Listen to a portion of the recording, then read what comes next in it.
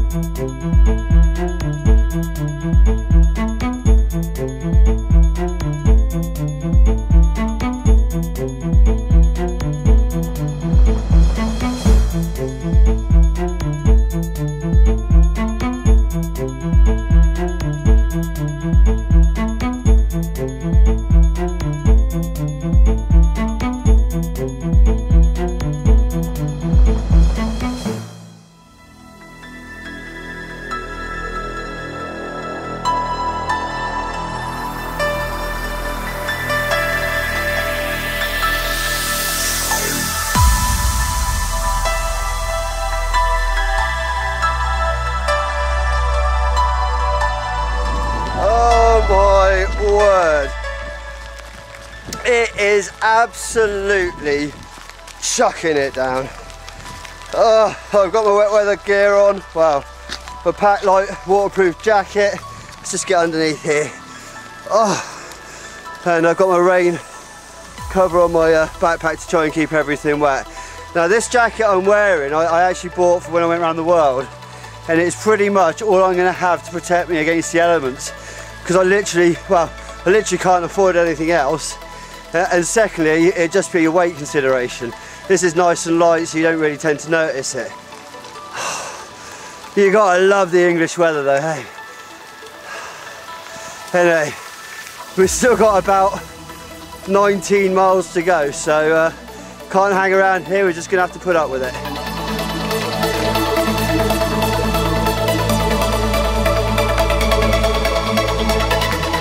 Okay, the weather has suddenly decided to turn really bad.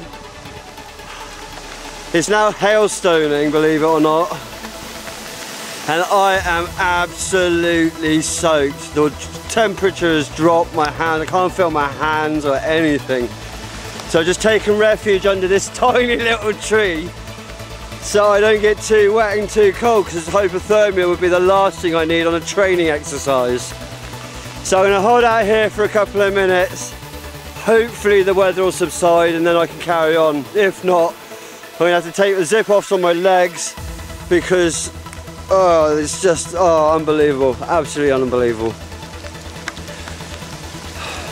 Well, looking at the clouds, it does not look like it's going to let up one bit, but we'll have to see. We'll see what happens. Can't let it stop me, because when I'm on the trek, you know what I mean? Oh well.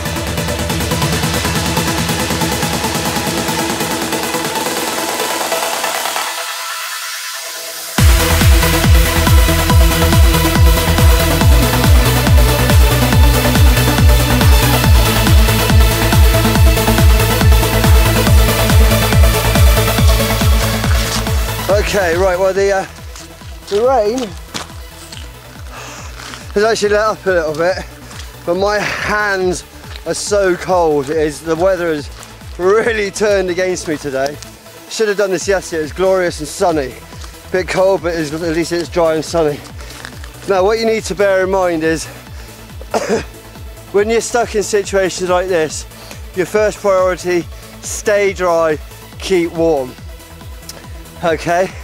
So that means find shelter if necessary and do star jumps, whatever it is to keep your core body temperature up, because if you don't, you have literally 3 hours before hypothermia can set in, and that could be lethal. Now I'm going to carry on and see if we can get this trek done today. I've got no choice really. I mean, when I'm on the trek, I've got to meet those deadlines, otherwise I'm going to miss a supply point. So We just keep on going, try and keep as dry as possible, and if necessary, I'll have to light a fire when we get to the halfway point, my picnic area, as it were, and just to keep myself a little bit warm. Now, if you're in the New Forest, you're not allowed to have fires, but in a situation like this, where someone's life is in danger, and I'm not even dramatising about this, screw them. I'm going to light a fire, dry myself out, and get my core body temperature up. Come on, come on! Bit of sun, shine through, please.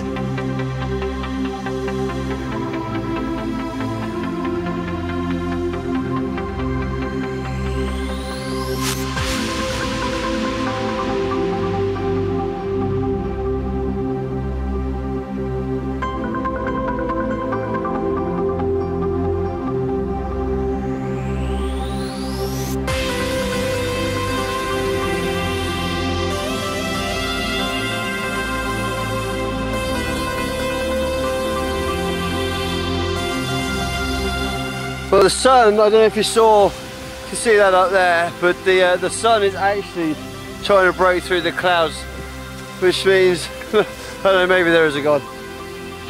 Over in the distance, which you probably can't make out because the weather is so bad, is a wooded area that I'm heading towards now. Now that will give me a bit of cover from obviously the wind and the elements and everything else. You can already feel the temperature rising with the sun coming out, which is brilliant. Which is really brilliant because we've still got about 8 miles before I can go and have my picnic. Anyway, so come on, let's go. Let's get a jog on, get to that picnic spot, have some lunch, and then we can head back again. 10 miles home. Love it. Must be insane, must be insane.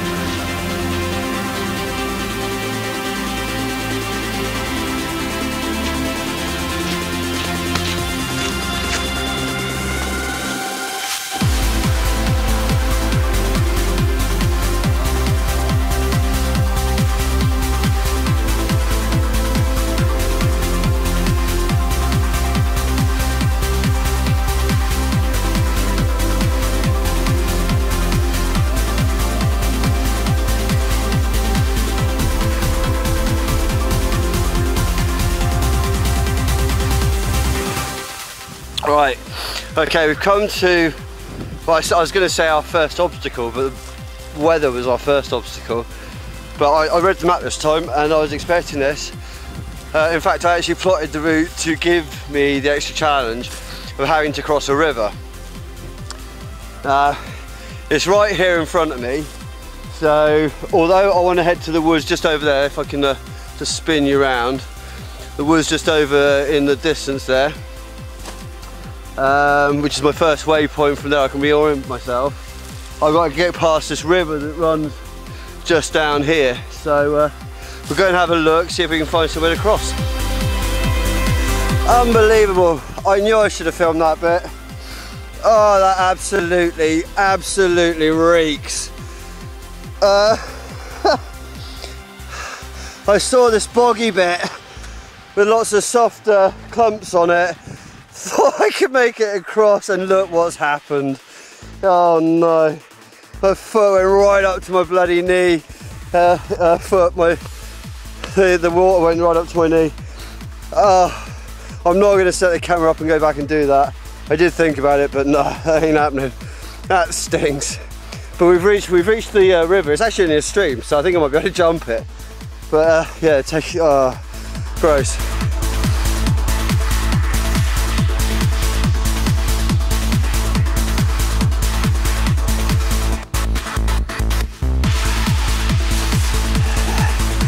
Yeah, so you can see we've reached the river. Now, what we've actually got here is a crabapple tree. Oh no, I'll be back.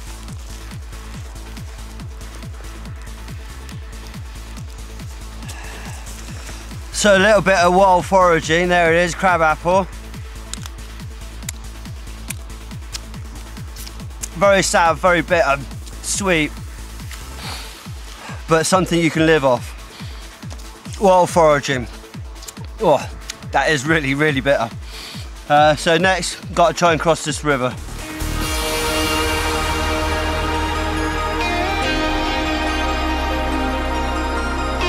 Yeah! Ha! You thought I was going to get wet, didn't you?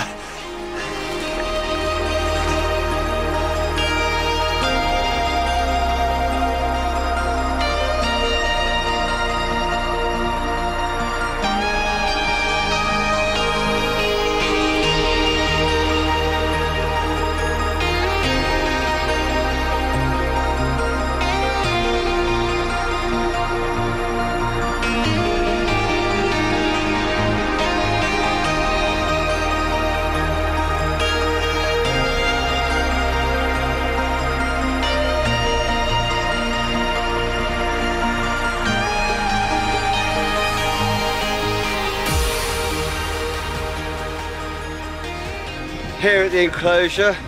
All I've got to do is pass through this wood, pass out the other side,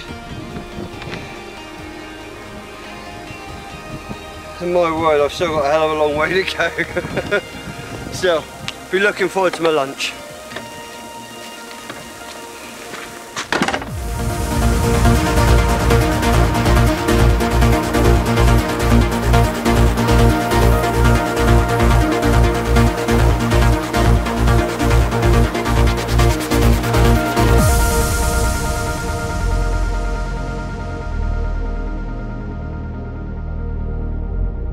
Now, back to the old wild food foraging.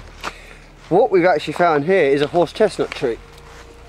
It's that's the leaves, and here we go down here. This is what you can get off it. Now, that, if you can see it, is a horse chestnut. You can roast those on a fire, a little bit of salt, and they're delicious. That'll be bearing in mind for winter, but that's definitely a winter thing. So I don't know if I'll get that much on the trek, and certainly not along the coast, but certainly in the forest, it's everywhere. So that's really cool.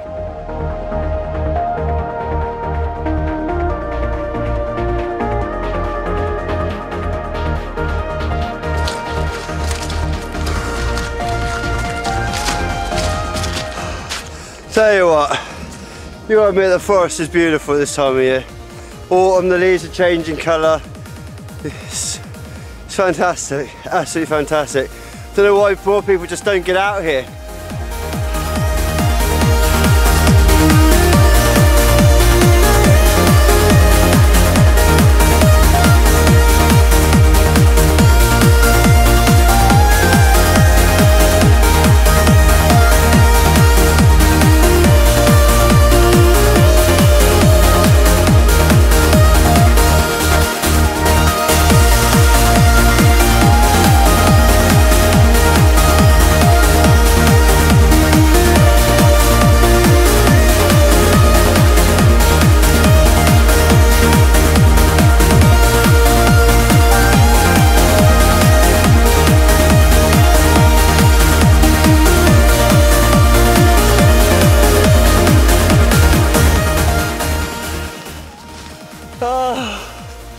Finally got out of the woods.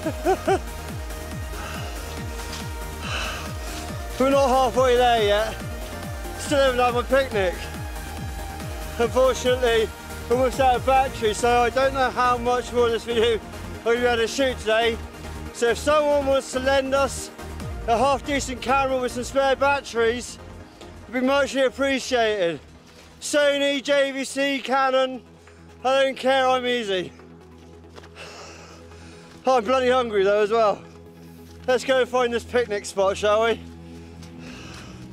Right, I was just saying how hungry I was because I haven't actually reached the picnic spot that I've picked out halfway around at the 10-mile interval, as it were. However, I do remember that I'm packing an energy bar. Oh yeah, who doesn't like a bit of fudge? I'll be nibbling on that for the next 10 minutes. Well, probably less than that, it's only a mouthful. Anyway, let's keep going, shall we?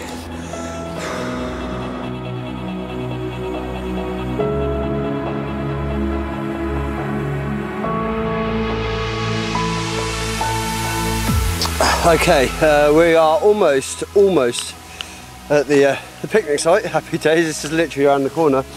Now, I found this as I was passing it by. Now, you remember this from the last video. Rose hips, that's what they're called. They're edible, but the pips inside are all hairy and used to be used for itching powder. So you don't want that because it can obviously tickle your throat a little bit.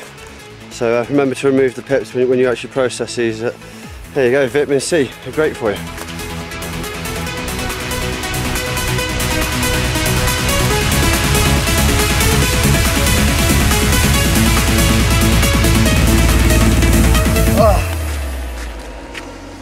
Well, as Tom would say, you have reached your destination.